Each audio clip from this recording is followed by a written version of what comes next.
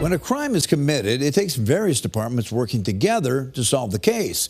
In tonight's Eye on KELOLAND, Tyler Louder goes behind the scenes at the Rapid City Police Department to learn more about the unsung heroes handling each incident's evidence. Just like you see in the movies and on TV, the evidence facility here in Rapid City is similar, with science telling the true story of what happened. We have a crime scene group, we have forensic chemists, we have a forensic media group.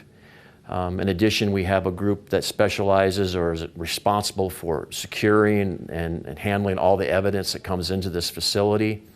And everybody has to work together to make this whole thing work. Our investigations division has a skill set that is more focused on the long-term investigation. And when it comes to our detectives and our evidence staff, they work really closely together to figure out the intricate details of the case. So what happens once the evidence is brought in from a crime scene? An officer would come into this room, they have this evidence, they're gonna take pictures of it, they're gonna package it, they're gonna enter it into a data system, they're gonna put a barcode label on it, and they're going to place it into one of these lockers in the back. The formal chain of custody starts once the evidence is gathered and continues to be documented every step of the way. We'll document the transfer into my possession. I'll bring it up here, document the transfer into the lab, and then I'll start the analysis. So I'll open up the specific evidence item. I'll look through and see what is present there. If it's a material, I know I'm going to need to get a weight on it. If there's no material and it's just a residue, then I'm just going to start the extraction.